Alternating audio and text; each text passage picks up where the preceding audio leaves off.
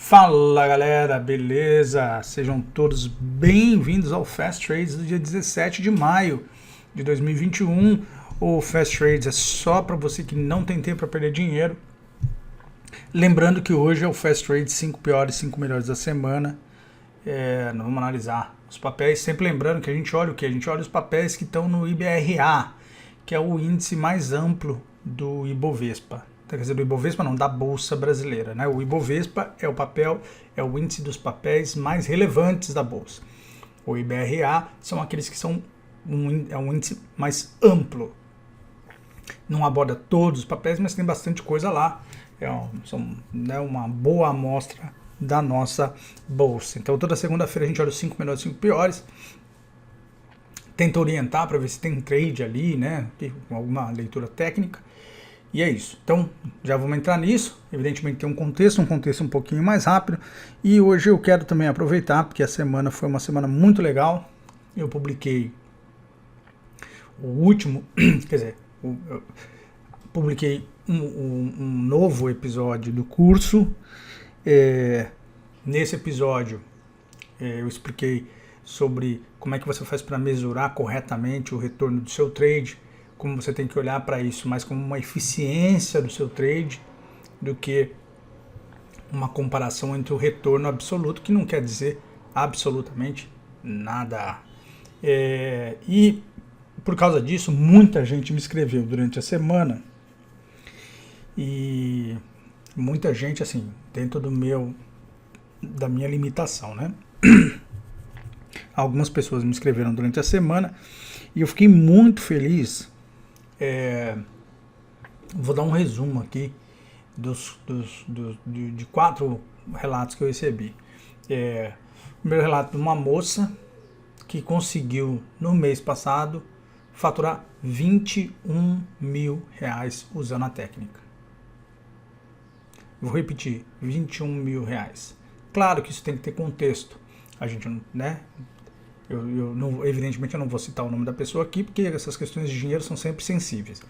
Mas, independentemente se fosse R$2.100 porque ela tinha 1.000, ou se fosse R$20 mil porque ela tinha 100, não importa. Né? Não importa. O que importa é o quê? É que a pessoa ganhou um dinheiro que para ela é muito bom, e ela diz que isso aconteceu por causa da técnica, por causa da forma como ela está aprendendo a operar. Também tive uma outra pessoa que me escreveu e falando: cara, antes de eu acompanhar você, eu não fazia nada olhando o gráfico, e hoje eu vejo como que isso é uma loucura, como melhorou meu trade. Aí ele me falou: eu fiz um trade 1R, fiz um trade 2R, o tal trade deu errado, mas deu um 1R. Já é o quê? É a pessoa evoluindo, criando um método de operar, né? A pessoa já aprendendo que ela não precisa do Emerson, que ela não precisa do fulano, do ciclano, do beltrano. Ela precisa só do conhecimento. E claro, a pessoa, por exemplo, que falou dos 21 mil, que daí tem um outro caso semelhante, me falou: vi suas aulas 2 vezes, às 20. Nossa, é tempo, hein? Eu vou falar sobre isso, ainda hoje eu vou falar sobre isso. Por quê? Porque sem esforço não existe contemplação. Não tem como, né? Você chegar na praia, você tem que caminhar até a praia, não tem jeito, tem que ter um esforço. Não existe contemplação sem esforço, tá joia? E essa mesma pessoa, num dado momento, me disse que estava perdida, que não sabia o que fazer. E ela, arrebentando, ganhando dinheiro, acertando, corrigindo, encontrando o caminho. Ela me falou que teve que corrigir umas cagadas, acabou ficando meio ali no 0 a 0. É da vida, é parte do processo de aprendizado. A outra pessoa que me falou do 1R, 2R também está falando de trades errados. Pô, tal trade, rapidinho eu descobri que estava errado. Aí tem um terceiro, faltam 4. Tem um terceiro que viu a última aula e falou, rapaz, o negócio do net é fantástico. Puta, do jeito que você está falando, cara, se eu conseguir colocar em prática, eu tô feito. Aí ele tinha umas dúvidas que eu vou endereçar na próxima aula. Mas é o que? A pessoa já percebendo que ela está se elevando, que ela está melhorando de nível. Entendeu? Que ela está chegando num nível mais elevado de trade, de conhecimento de trade. Porque o trade pode dar certo ou errado, mas você está entendendo o que você está fazendo. E isso é muito importante, isso é independência. Entendeu? Você desde criança quer ser independente. Eu quero ser independente do meu pai, quero ser independente da minha mãe, quero poder decidir as coisas sozinho. Então daí quando você vai pro trade, você repete o padrão. Você fica dependente do cara do call, você fica dependente de não sei o que, fica dependente da galera, fica dependente... Eu digo, seja independente. Né? Seja independente no trade. Não dependa de ninguém, dependa só da sua leitura, da sua análise. E aí, o quarto caso, o cara me escreveu um comentário, falou, Emerson, o que você acha? Porque eu falei sobre fundamentos na semana passada, eu falei, tem que lembrar do underlying factor, qual que é o fundamento essencial? Qual que é o fundamento essencial? É a emissão de dinheiro para o Fed americano. E aí ele falou, poxa, como é que você vê a questão da gente usar as recomendações das carteiras, das empresas, etc. Faria sentido eu adaptar isso a um modo sistemático? Olha, perfeito. Tá entendendo? Perfeito. O que é um modo sistemático? É ajustar a leitura desses players, que com certeza colocam na lista coisas boas, e você vê se dentro do setup que você mais gostou, seja a média de 9, seja 9 com 21, seja o que for, seja a banda de Bollinger, se faz sentido para você, você olha lá e fala, poxa, é essa aqui que eu vou entrar. Tá joia? Então é muito legal, né, ver essa evolução. Daí teve um outro cara, olha só a quantidade de gente, um outro cara que testou as probabilidades todas da banda de Bollinger de 100 e me escreveu, mandou a planilhinha para mim, falando, olha aqui, ó, rapaz, bem que você falou, é 90%, dava 89%. Na amostragem total, muito bom, cara, poxa, que fantástico. Eu falei, meu, parabéns para você, que tá tentando ser independente. O que é ser independente? Pô, o Emerson falou. Será que é mesmo? Deixa eu lá verificar. Não com espírito de crítica, mas com o espírito de você entender. Porque se funciona para mim, se não funcionar para você, lamento dizer, volto a dizer, a independência é isso. Eu sou independente. Eu falo assim, lamento dizer, para mim funciona, se não funciona para você, paciência, let's move on. O cara foi na outra direção, que é a direção que pouca gente vai. O Emerson falou um negócio, deixa eu confirmar para ver se faz sentido para mim. Não é a busca da crítica, é a busca do aprender, é diferente. O problema das pessoas é que elas querem procurar problemas, quando na verdade o problema é você, não sou eu. O problema não é o método. O problema, né? Becker, né? Vocês estudando Becker na escola, ele que ensinou física, ótica lá pra gente.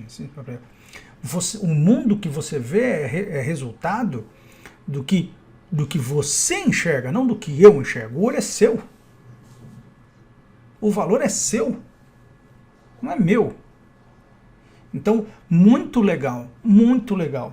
E aí, para terminar, sei que deu uma esticada boa, mas é segunda-feira, é dia para começar com força, com empolgação, com alegria e entender que, pô, esse negócio dá para fazer bem feito, e dá para ganhar dinheiro, e dá para ser crítico, dá para pegar boas ideias e jogar as ideias que não são boas no lixo, que é onde elas têm que ir mesmo. Pronto, bora. Move on, vamos para frente. A distância entre o chão, a distância entre subir e cair, galera, é a mesma. é a mesma. Então bora subir, bora para cima. Eu me perdi. É o seguinte. Vocês sabem, eu adoro fazer o Fast Trades. Eu tento colocar aqui no Fast Trades coisas que são de natureza educacional junto. Por quê? Porque o Fast Trades de hoje não vale muito daqui 2 dias. Como é que eu sei disso?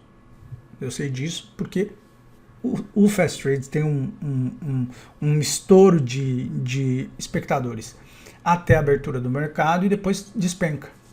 Aí tem algumas pessoas que vêm depois porque tem o hábito de analisar depois também, é legal, mas é seguro dizer que 24 horas depois do Fast Trades, a audiência do Fast Trades despenca. Por quê? Porque ele é perecível. Por que ele é perecível? Porque depois que abriu o mercado e o mercado começou, o preço começou a andar, você já está entendendo o que está acontecendo. Então ele não tem valor depois que o mercado abre. Ele é altamente perecível. E aí o que acontece? Por isso que eu tento sempre colocar alguma coisa, cenários, faz assim, porque daí te orienta por um longo período, não está baseado num só dia, né? Por isso que eu tento sempre dar, presta atenção na média aqui, tal média está fazendo tal coisa. Por quê? Porque daí você vai evoluindo e percebendo essa sistemática de trade para você usar nos seus trades. Porque daí isso dura, isso não perece. Por que eu gosto mais das aulas do que do material do Fast Trades? Porque eu e você no material da aula nós estamos 100% alinhados. Por quê? Porque o conteúdo que eu produzo no Fast Trades, 2 dias depois não vale mais nada. E você também pensa isso, porque você não vai assistir o Fast Trades daqui 2 dias. Salvo aqueles que tem com risco, setor, que daí a galera volta a assistir depois. Então, o Fast Trades mais visto meu, de longe, é o Saindo do Buraco, parte 1 e parte 2. Por quê? Porque tem conteúdo educacional, ou seja, que ultrapassa aquele dia. Já o Fast Trades comum, não. E o educacional? O educacional tem 3 coisas que são fundamentais. O educacional faz você assistir mais ele, vocês assistirem mais ele do que os outros. Ele não é perecível. O conhecimento está lá. Você pode assistir quantas vezes quiser.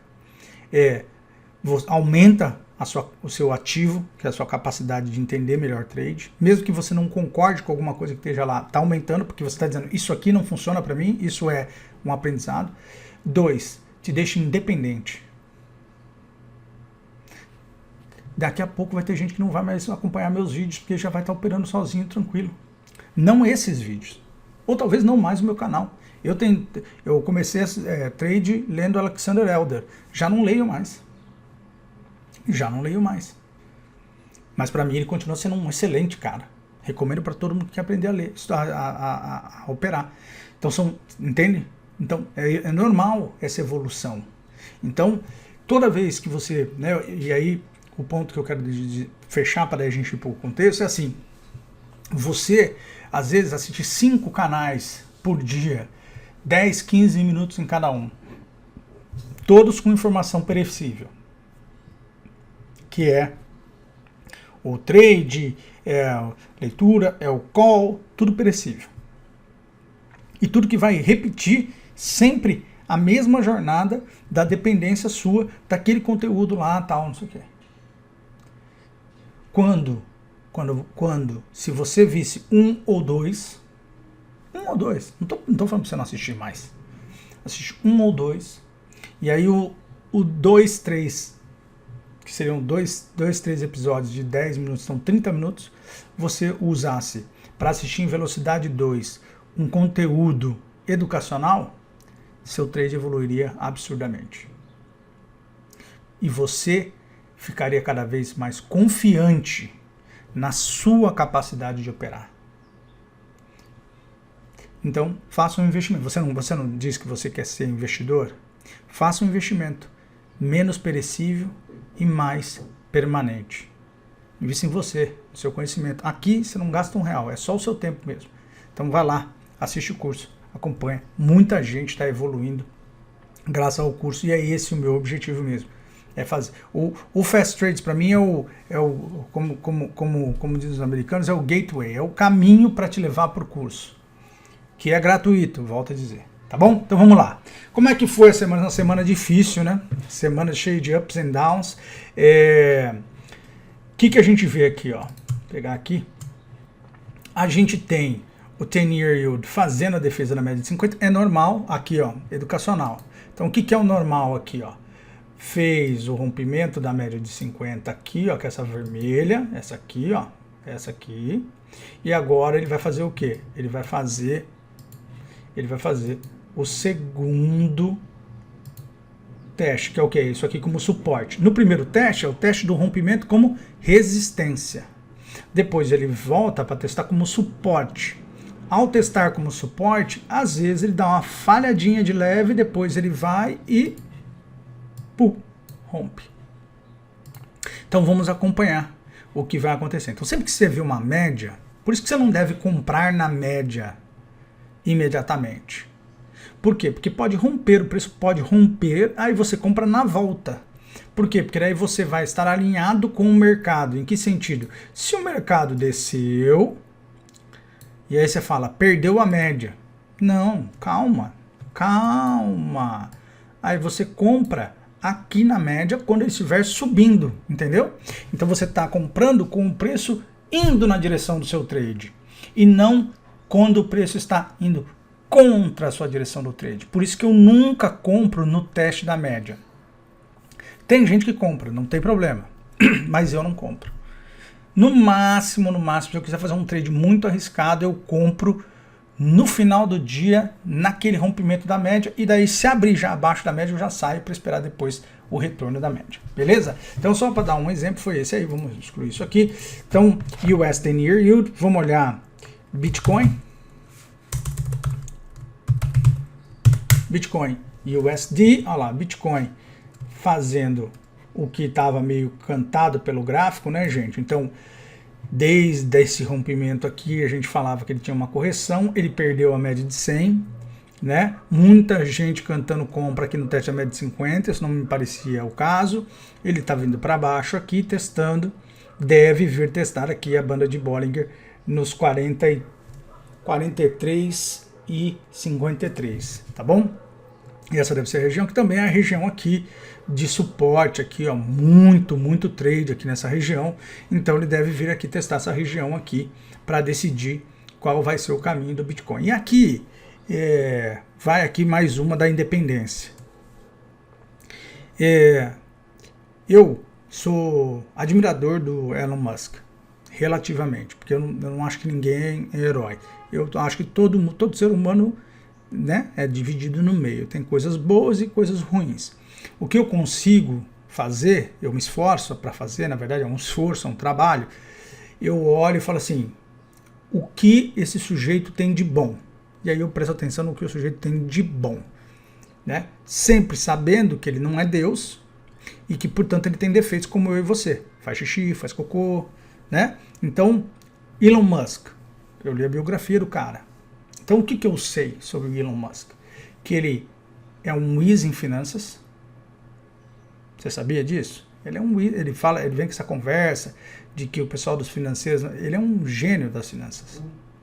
Ele trabalhou na área do mercado e ele, num dos primeiros empregos dele, ele cantou uma pedra que os países da América Latina, vide Brasil, iria dar calote na dívida externa. Isso é o quanto ele não entende de finanças. Ele sacou isso antes de todo mundo. E depois, o que ele fez? Ele criou o PayPal. O que era o PayPal? Um processo de pagamento que iria revolucionar a forma como as pessoas transferiam dinheiro um para o outro, porque os bancos naquela época tinham um sistema muito antigo, atrasado, e o americano sofria muito para fazer transferência de dinheiro. Via wire, né? Que demorava e tal. Ele foi lá e criou o PayPal. Também para resolver o problema da internet, porque as pessoas não queriam colocar seu número de cartão no site, então você colocava o seu número de cartão no PayPal, era uma carteira do PayPal, e daí você se protegia comprando usando o PayPal. Então, O que nós estamos diante? Nós estamos diante de uma pessoa que é muito bem informada. No livro dele, e depois em entrevista dele, ele fala que ele pegou o dinheiro do PayPal, foi para a Rússia para pegar propulsores de lançamentos de mísseis russos, porque ele falou, se eu adaptar, ele leu num livro que ele podia adaptar isso para fazer lançamento de foguete, contratou uns caras inteligentes, os caras ajudaram ele, e aí o cara criou uma empresa de lançamento de foguete. E é bem sucedido. Ou seja, é um sujeito que é inteligente e extremamente técnico. Certo? Ao contrário do que pensam os brasileiros que fogem da técnica e ficam aí na idolatria tola, não existe vencedor sem técnica. Não existe Steve Jobs sem técnica. Não existe Elon Musk sem técnica. O cara devorou um livro sobre o lançamento de foguete. Vai lá tentar. E aí, estou contando só para dizer o seguinte. Aí você, galera, defende ele, o Bitcoin, por causa do Elon Musk. Né? Uma das primeiras coberturas que eu fiz sobre Bitcoin aqui, a Karina vai lembrar, eu falei, o Elon Musk não precisa de mim para ser advogado dele, defensor dele. Ele tem gente que ele paga para isso. Eu não compro Bitcoin por causa dele.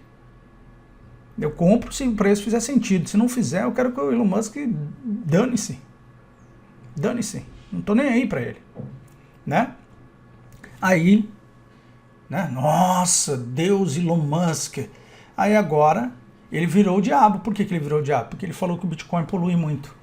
E ele não sabia disso? O cara é especialista em eficiência. Ele criou uma companhia de eficiência de meios de pagamento e ele não sabia que um blockchain anabolizado em placas de vídeo de alta performance, consumindo energia, dá com um pau, era ineficiente numa matriz energética que é fortemente baseada em carvão nos países desenvolvidos. Verdade mesmo, que ele não sabia? Você acredita nisso? Entendeu? Aí as pessoas falam, o Elon Musk é um sacana. Não. Você que está operando errado e acreditou na história que ele quis contar e não no preço. Por que ele não aceita mais? A Tesla não aceita mais? Porque ninguém, na verdade, usa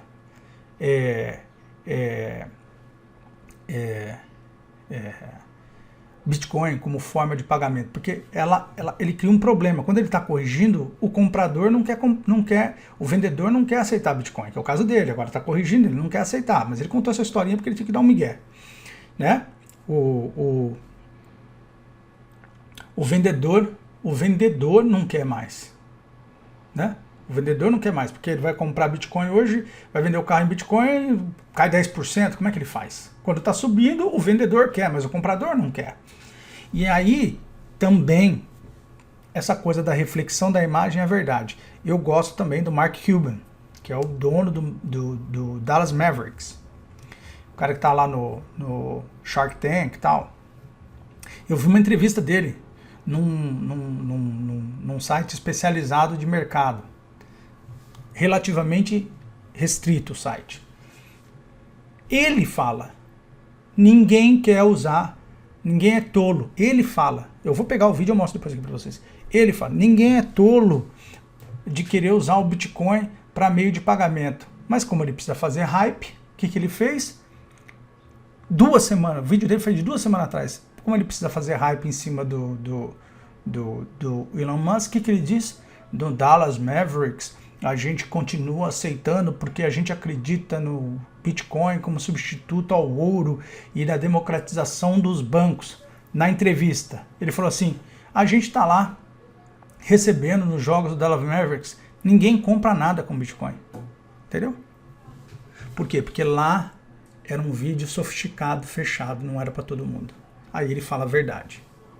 Agora, quando é para lacrar, para fazer as pessoas irem na vibe, ele faz isso. Então, por isso que você tem que ter filtro. Por isso que não dá para você acreditar no Mark Cuban de manhã e de tarde ele te ferrar. Não pode. Então, você tem que olhar e falar assim, ele é ser humano, tem os interesses dele, tem momentos que ele mesmo não sabe o que está falando, porque está perdido, ele apoia, não apoia, acha legal, não acha legal, tem coisas que a gente não controla, nunca vai controlar, então por isso que a gente tem que controlar o que a gente sabe, que é o preço. O torcedor não consegue, porque o torcedor está no estádio, ele não está jogando, né? Esse é o problema do torcedor. Beleza? Só um feedback, segunda-feira é dia de fazer coisas desse tipo, então vamos lá. Então, Bitcoin e USD já falei, vamos dar uma olhada no Ethereum, só pra gente, Ethereum e USD, também leve correção, primeiro teste, quem estaria no stop teria sido salvo, né? Quer dizer, teria saído aqui, né? Vamos ver se no próximo movimento perde o ponto do stop que a gente tinha sugerido aqui. Já perdeu, né? Mas o preço voltou para cima. Então vamos ver se o preço depois continua caindo e se o stop teria funcionado corretamente aqui no Ethereum. Mas depois de uma perna de alta dessa, tem que fazer uma escolha, um trade-off, tem que perder um pouquinho também. Então já falamos de USD Near Yield, falamos de Bitcoin, falamos de Ethereum. Vamos dar uma olhada no minério do ferro. Minério de ferro, né? 3 dias de correção no semanal no minério de ferro. O primeiro candle negativo é um candle que já deixa um sinalzinho de cansaço mesmo do movimento. Podemos ver o teste aqui do 190 no minério. Então por isso que o IMAT no Brasil está perdendo fortemente, né? Caindo fortemente. Como o mercado está fechado, deixa eu já aproveitar e dar uma olhada no SP500. Veja só, primeira vez que a gente tem no semanal um fechamento vermelho na semana do SP500 em muito tempo, né? Ó, 1, 2, 3, 4, 5, 6, 7 semanas. Primeira, teve uma defesa importante, né, gente? Uma defesa importante aqui do preço no diário no SP500. Você vê que... eita...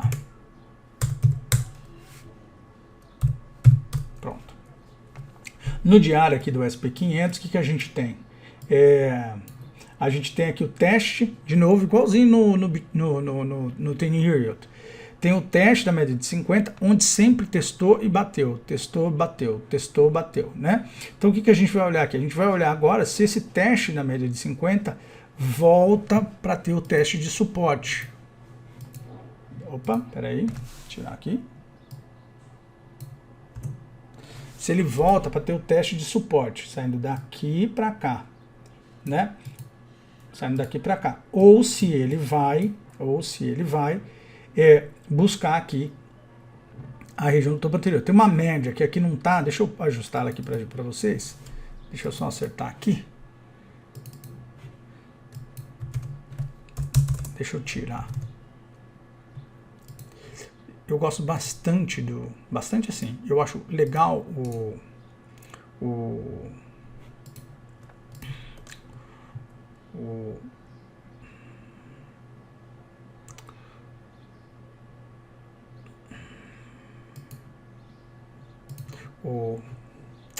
TradingView, mas essa coisa dele ter um Moving Average e a Exponential Average separada é difícil, né? Atrapalha um pouco.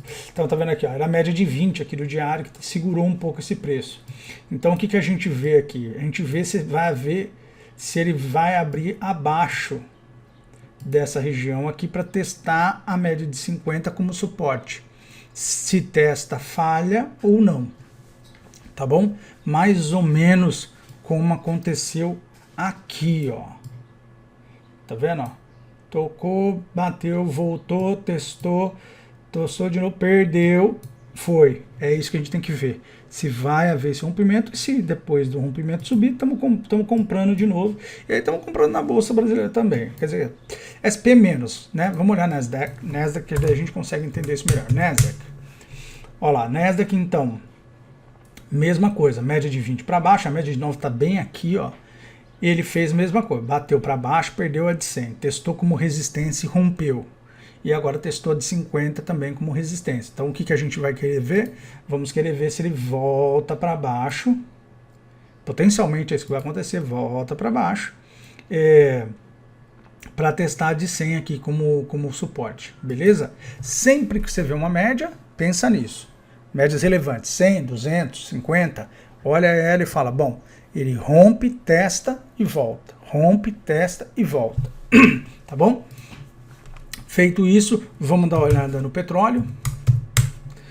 Petróleo, lateralzão, né? Vamos acompanhar o que teve um candle forte aqui, né? Negando o outro, mas tá bagunçado, né? Tá bem bagunçado. Estamos nessa range aqui do All Brooks, né? Que ele fala, que essa range aqui permanente aqui do petróleo. Vamos ver o que vai acontecer. Euro USD. Euro batendo forte no dólar, batendo forte mesmo. Não fez a defesa, tá vendo? Ó, bateu, perdeu. Bateu para cima, testou como suporte e agora está indo. Então, com isso, o dólar no Brasil tende a continuar a sua correção, tá bom? Vamos olhar no gráfico daqui a pouco, mas o dólar tende a continuar na sua correção. E aí, para terminar, ouro. Também, ó, testou, tá ficando acima da média, deve ter alta no ouro. Vamos acompanhando. Bom trade no ouro aqui. Eu fiz um trade mais curto, eu saí aqui. Depois eu fiquei nesse retorno aqui, eu perdi o stop, achei que ficava longo, queria testar aqui, não testou, acontece, foi para cima. E agora pode ter um trade bom aqui, ó, porque tá curtinho, pode valer a pena. Vamos acompanhar como vai ser o ouro na semana. Beleza? Então falamos de tudo de contexto, vamos olhar a nossa bolsa. Então, na nossa bolsa, vamos pegar aqui no IBRA, né? Quais foram? Então, o IBRA, o índice, que é o amplo, né, da bolsa nossa, tá com 0,73 de alta. Quais foram os papéis que tiveram maior variação positiva na semana? Deixa eu pegar aqui na semana.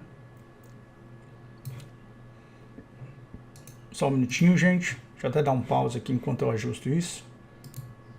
Boa. Ó, então, na semana, o IBRA fechou negativo, 0,65. Quais foram os ativos que mais ganharam na semana, tá bom? AALR, né? Deixa eu já puxar aqui, ó, pra gente poder enxergar juntos. AALR, né? Aqui era um trade difícil. Ou você comprava já, aí é o que eu digo para vocês nesses tempos de mercado errático. Comprou na abertura e foi. E sai no fechamento. Ou vai fazendo parciais, né? No suporte aqui, ó, na resistência, perdão, 9,89, bateu na média de 100, eu espero que já tenha saído, porque foi uma alta gigantesca. Pode acontecer dele na média de 200? Pode, mas a tendência é que ele corrija, o candle é grande, fique atento. Ser educacional, né, olha lá, a segunda que mais, não, deixa eu ver se eu tô, tá certo, tô certo, deixa eu só ajustar aqui, pra gente poder ver juntos, que senão fica bagunçado, né, então... Ser educacional 11,47 na semana. Então você teve um candle negativo, bateu na média de 50 aqui, ó. Então, ó, bateu na média de 50, não devolveu, compra. Tá vendo, ó? Não devolveu, compra, pode comprar. Entendeu? Tá acompanhando o papel, bateu na média de 50, a média de 50 tá verde. Compra, porque olha o seu stop como que era curto, ó. Muito curto, ó. Olha aqui, ó. Era comprar aqui, ó. Pull. Foi 8,77. E eu sairia. Aí eu viria aqui, ó, pô, tá abrindo acima da média de 100, compro de novo. Testou a média de 200, acabou o trade. De ser educacional, acabou o trade, pra mim acabou o trade. Mas Emerson, é isso, é pride fucking with you, ganância, né? Você quer pegar um trade desse, de 12,91 e você quer mais, beleza. Se você não entende por que isso é importante, vai lá assistir minha aula 19, 20, tá bom? Beleza? E o Duke, mesma coisa. Ó, aqui um pouco diferente, um pouco mais difícil, porque ele bateu para baixo, né? Mais difícil. Isso aqui é um trade mais difícil, porque eu não compraria abaixo da média de 50 aqui. Eu não compraria. Então aqui é um trade mais difícil, mas era um trade técnico top com resistência para te ajudar no trade total, né? Mas Yuduki também é um bom trade. Aí aqui em Yuduki daí eu pegaria, por exemplo, talvez essa segunda perna, veria esse rompimento aqui, né? Vi o teste da mínima, não perdeu a mínima e ia até o final. Beleza? Leve 3. Muito parecido também, fazendo correção, mas também não era um trade muito técnico. Era você que já estava no papel, tá vendo? Porque o papel não chegou a testar a média de 50. né? No máximo aqui você compraria no rompimento na média de 20, num trade técnico, mas também aqui fique atento, gerencia seu stop, porque o risco já ficou grande para você manter o stop.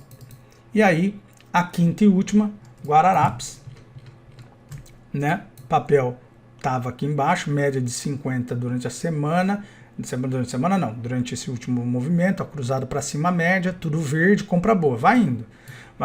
Testou para baixo aqui, eu já teria saído. Isso aqui é esse último candle eu já teria ficado fora, porque bateu aqui no stop, não tem o que fazer, tá bom? Então é isso. Então esse é um caso clássico aqui, ó, de um cruzamento de média de 20, de 50, em que tá tudo verde, tá acima da média de 100 aqui, olha só. Ó. Vamos supor que você perdeu esse candle grande aqui, ó. Você espera, né? Compra, por quê? Porque a média de 5, né? Espera um dia, vê como é que fica. Né? Porque poderia testar para baixo, você não vai pagar para testar depois de um candle grande. No dia seguinte, média de 100 de stop e deixa aí. Foi. Tá bom? Beleza? Então, falamos das 5 melhores, 5 piores da semana. BID 4. Ó, aqui tem compra em BID 4, ó. Presta atenção, galera. Compra em BID 4. Por quê? Porque se defender, claro, você tem que fazer uma estratégia, né? Se ele abrir com um gapzinho de alta, então seria perfeito. Daí você deixa o seu stop aqui, ó. Ó. Ó. Stopzinho de 2,48. Para quê? Para ele buscar lá a média de 20. Show. BID 4 pode dar trade, tá bom? Fica atento. Lopes B3. Teste da média de 20, de 50. Um papel que esticou muito, ó. Essa venda toda foi muito grande. Então eu fico meio assim, porque não é que nem BID, né? Não é que nem BID. Mas olhando na técnica, 20 está para baixo, tal, Olha, o que você pode fazer? Você pode pegar, olhar e falar, bom, eu vou aqui na compra com stop curtinho, se você quiser correr risco do teste da média de 100. Você teria aqui, espera o dia de amanhã, né? 3,96 para buscar 4,21. Pode dar certo, tá bom? Fique atento aí em Lopes B.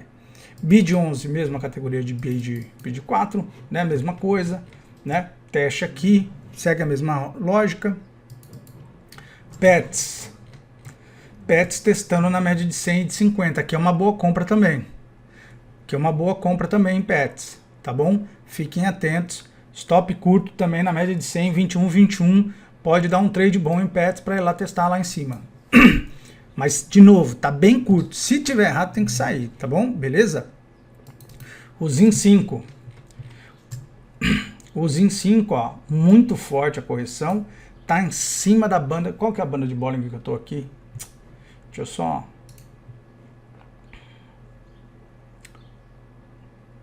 Eu tô com a banda de Bollinger de 20. Que crime, hein? Mas pode usar ela aqui como referencial. Deixa eu só ver uma coisa. De 50 tá lá embaixo. Deixa eu ver. Na de 50 tá bem lá embaixo, porque ele esticou muito, né? Tá muito grande. Fica atento aqui a esse teste, mas o melhor ponto de compra, se você quiser olhar para a Uzi Minas, seria aqui na média de 50, em 19,48. Então olhamos aqui os 5 papéis, né, que mais sofreram na semana, e vamos agora olhar aqui o nosso índice. Aqui bem rapidinho, porque a gente está já estourando nosso tempo.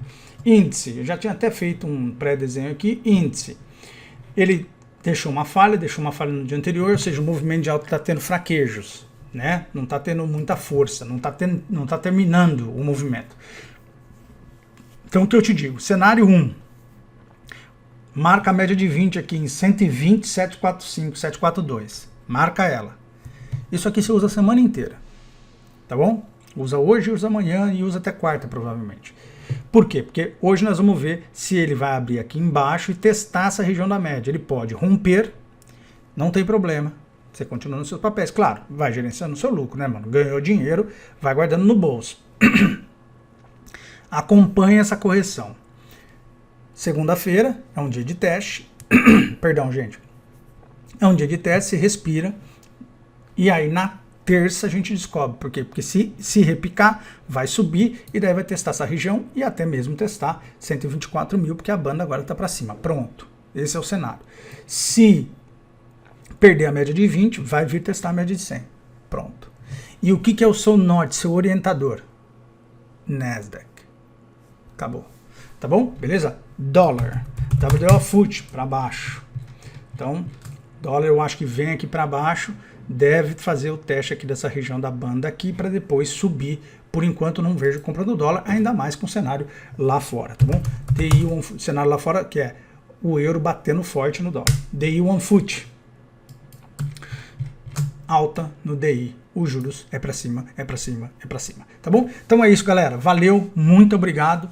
Ficou um pouquinho mais longo, mas acho que ficou completo, até por causa da questão que eu queria explicar para vocês sobre fatores não relacionados ao trade, mas relacionados ao trade, tá bom? Um abraço para todos, boa semana, tchau, tchau.